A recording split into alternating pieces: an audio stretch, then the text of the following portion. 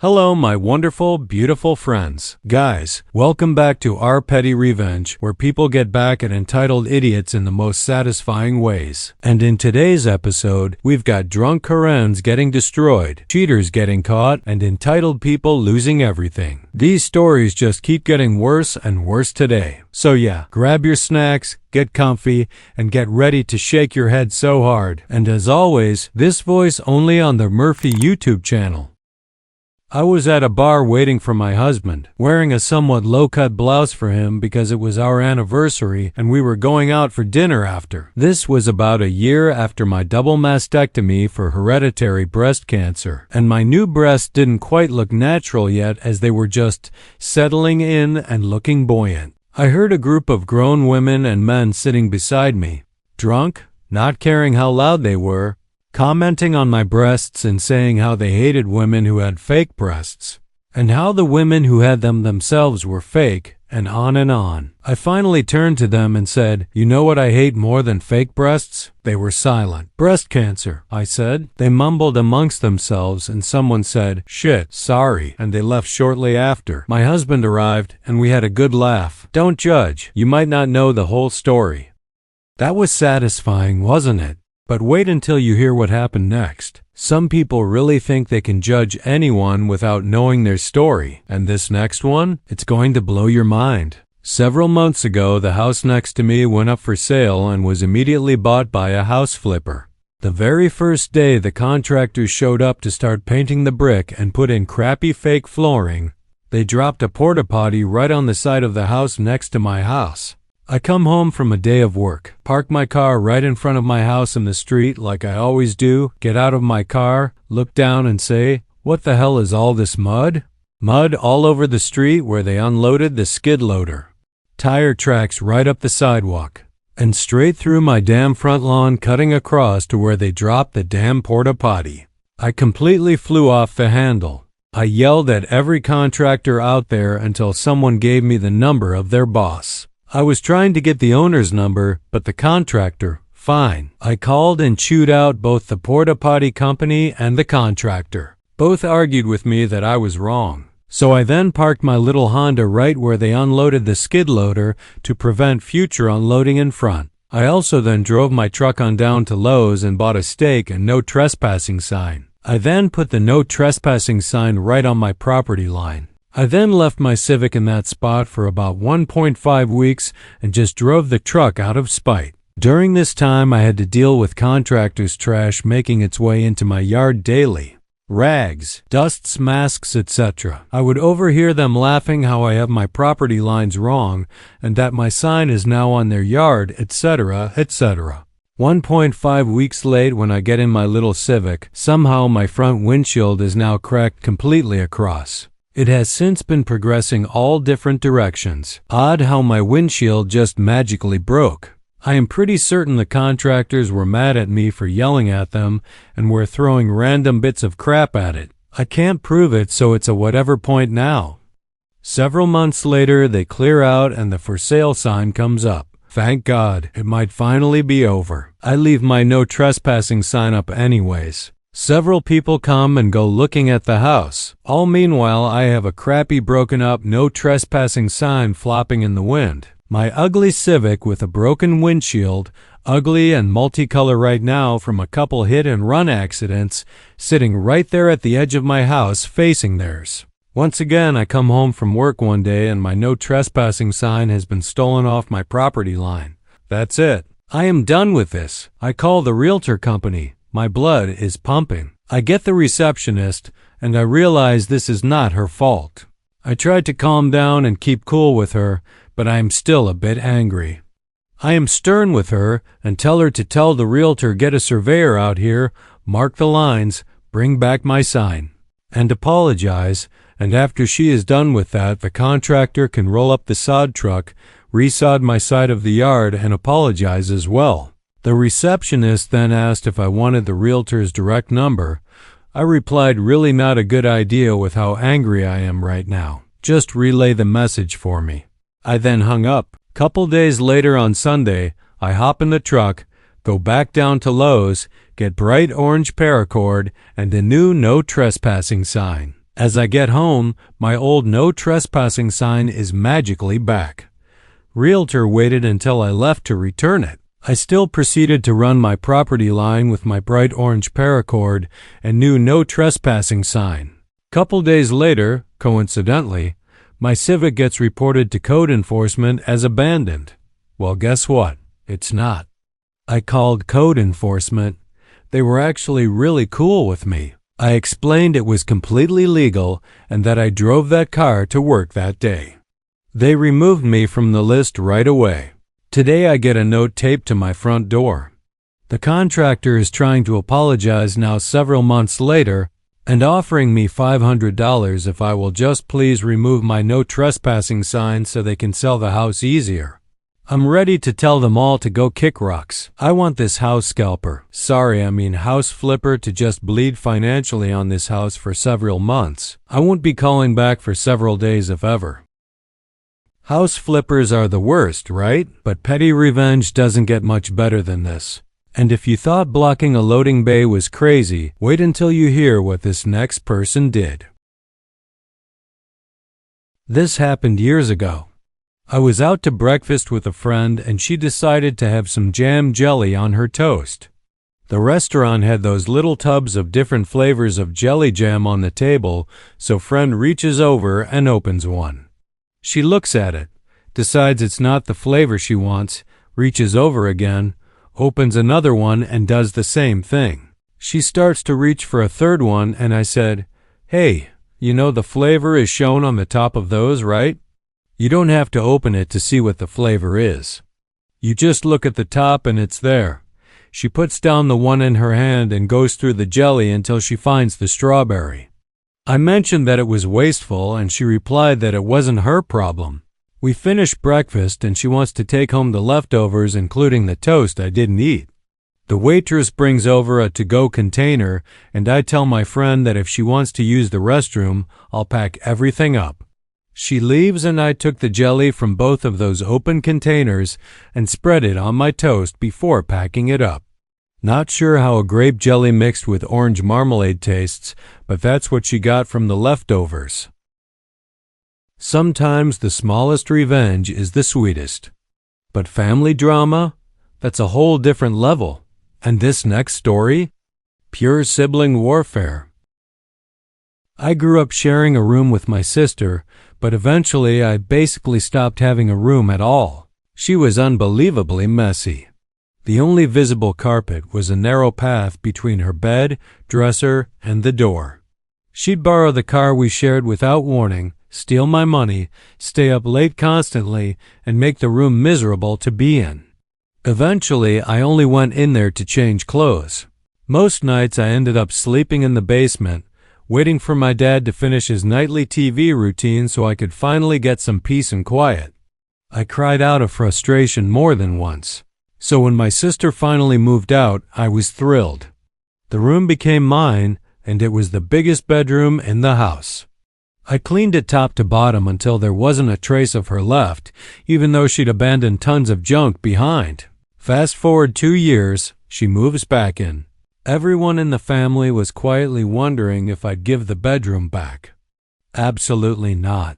She got the smaller room down the hall instead, along with the cat she brought home that now wakes everyone up at night while she's out enjoying her nightlife. The PettyRevenge part? She still comes into my room because I have the best mirrors in the house. So I've started accidentally leaving random things in the hallway outside my room. Nothing harmful. Just enough to make her mutter under her breath when she bumps into them during her trips to my mirrors. Siblings can be the worst, but delivery drivers blocking entire streets? That's next level entitlement? And this next person? They got revenge in the most creative way possible. Last week, a delivery driver for a big construction company parked his truck in the only driving lane on a big city street and proceeded to make his delivery. The bus I was on was unable to reroute, streets too small for bus to turn, and then car after car also got caught in the jam. Bus driver and then some resident all yelled at him he can't park in the only driving lane. He yelled and said he's allowed because making a delivery. I got the name on the company and truck ID license. Originally, I was just going to call and tell the company, but I knew nothing would be done. So I called the company HQ and said, in a kindly old man voice, I'd seen a driver, date, time, location, truck ID, drop a significant amount of cash and that I'd like to return it to the driver. They made some calls and eventually the guy calls and says, thanks for finding the dollar cash, and we set up a time to meet back in the city. He worked about 30 to 45 minutes away. I gave him the address of the rec center down the block from my house so I could watch his arrival. When he got there and texted that to the Good Samaritan, I said I was picking up an RX and could he wait a bit. I see him get out of car, smoke, and probably think of how he's going to spend the $1,800 he never even dropped. After 25 minutes and a few apologetic texts, I tell him I'm inside the rec center. He gets out of car and goes inside. Several calls ensue and I don't answer. He walks back to car and I text that I saw him but was on the other side of the rec center and using crutches so I couldn't catch him. He walks back inside. Several more calls, texts. Now he is getting pissed.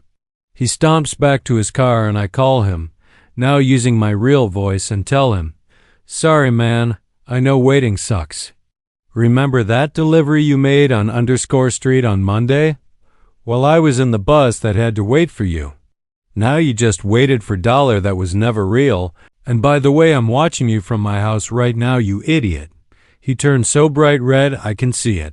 He calls and texts threats several times, all to a burner phone number I got special for the occasion, but I don't reply. The last few days, I have called him from a hotel lobby guest phone just to tell him never block the street and hope he didn't need the dollar.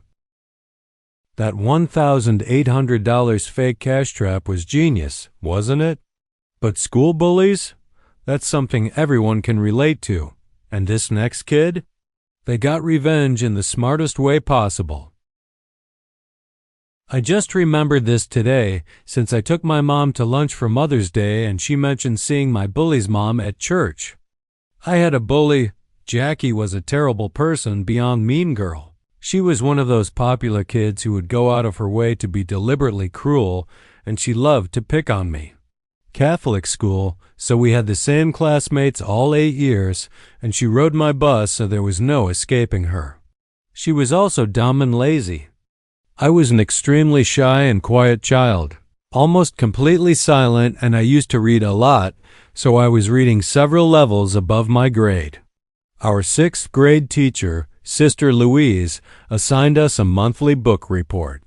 You could either hand in a written report or do a little craft thing like a diorama and a short presentation. Papers were due on a Friday, but presentations were during our English period for the week preceding the Friday due date. A couple of months into the school year, at the beginning of the week, Jackie did her presentation of a book that was maybe a 4th grade reading level, but she had obviously never read the book or even the synopsis on the back cover. So her presentation was a story she made up based on the picture on the front cover. That same day, it seemed like she was especially horrible to me on the bus going home, and I was angry at that and her blatant cheating. She couldn't even bother to read a little kid's chapter book. I had read that book a while ago, so I remembered the story, but I also checked it out from the public library and skimmed it to refresh my memory of certain points. I then did my very in-depth book report on that same book, pointing out minute details and making sure that it was obviously not the plot Jackie had presented. I got a 100% on that report, and Jackie got a 25% because she had at least done the diorama, and her mother had to have a meeting with Sister Louise. And Sister Louise then decided that we had to choose a book from the 6th grade reading list or get our book pre-approved. A lot of the other kids were mad that they couldn't choose an easy book now because of Jackie.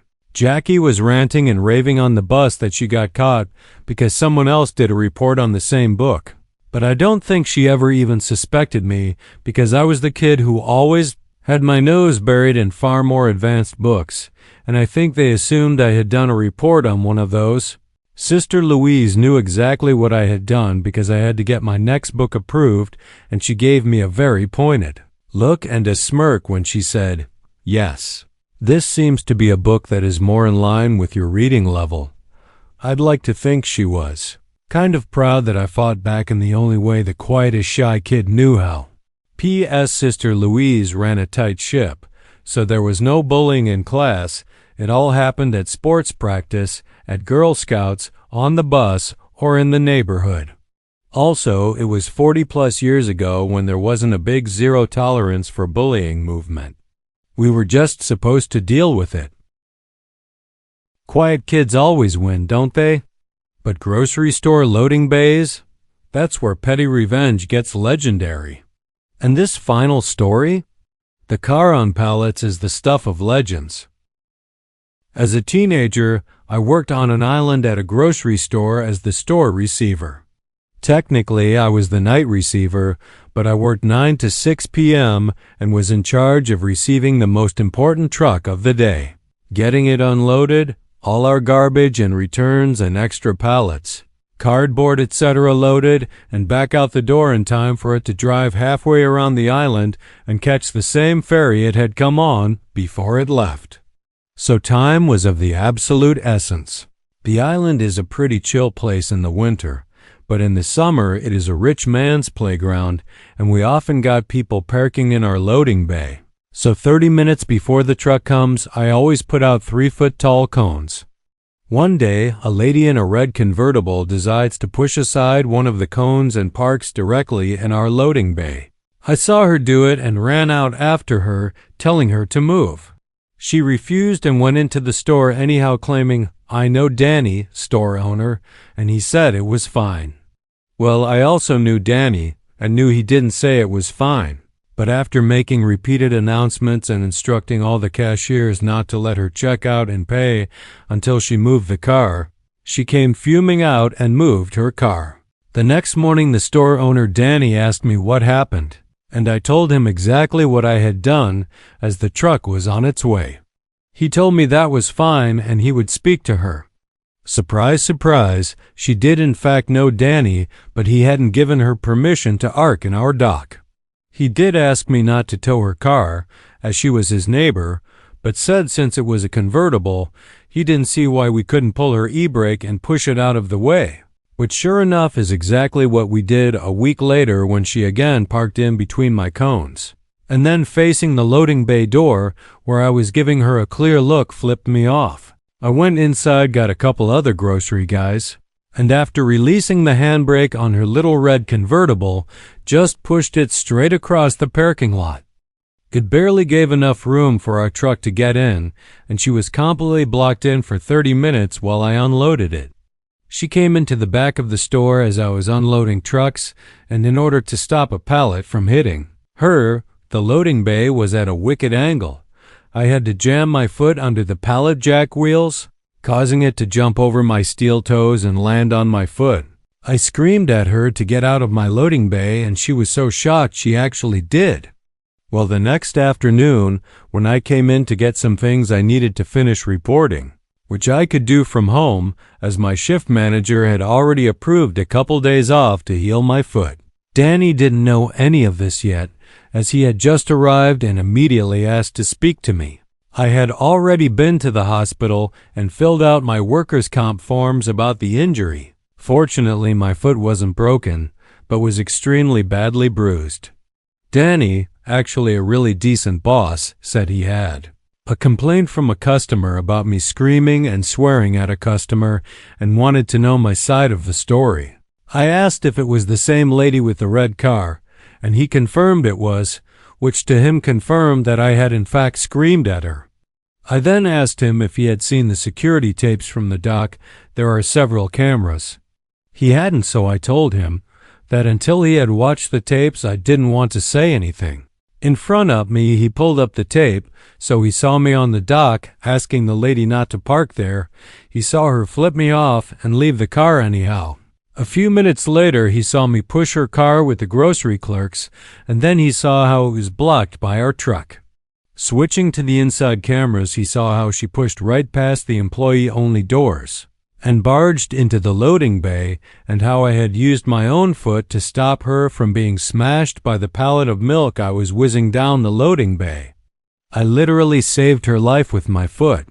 You couldn't see my foot or what stopped the pallet jack, but by then I had my shoe and sock off, and Danny only took one look at my bruised foot to understand the cause for my rather loud yelling that was being showed on the screen. Funny how Red Car Lady forgot to mention all these things when she was complaining to him. Danny said if she ever parked in the loading bay again to call a tow truck immediately, regardless of the time of day. He knew full well that I could have had a much more serious injury because of this lady, and even after having an entire pallet of milk on my foot, and admittedly screaming at her to get out of the loading bay, I hadn't in fact even swore at her.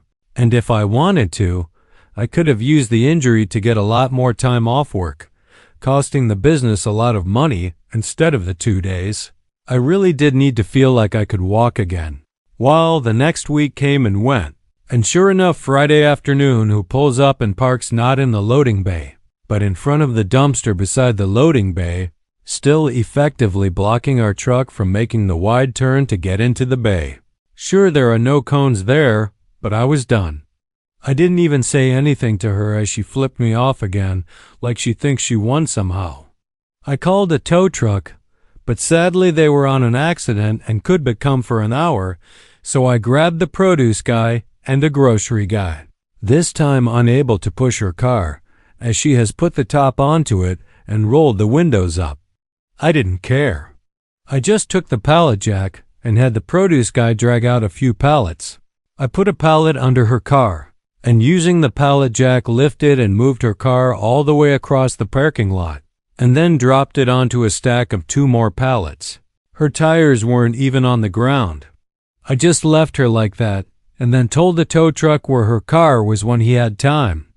To her credit, she didn't come into my back end screaming like last time, but the screaming was loud enough that one of the managers called Danny, and he came down to the store and without even talking to me, just backed me and banned her from the store. I guess she wasn't as good a friend as she thought. Petty yes, rewarding yes. Danny actually gave me a 0.10 raise right after that and never told me I did anything wrong. So I guess even he thought she had crossed a line. What a post that was, guys. And honestly, our petty revenge just keeps getting better and better. Some people really learn their lesson the hard way, don't they? And that, my friends, brings us to another end of our petty revenge. Guys, I hope you enjoyed today's stories. If you did, hit that thumbs up. And if you're not subscribed, consider subscribing so you don't miss these crazy stories. rMurfy out.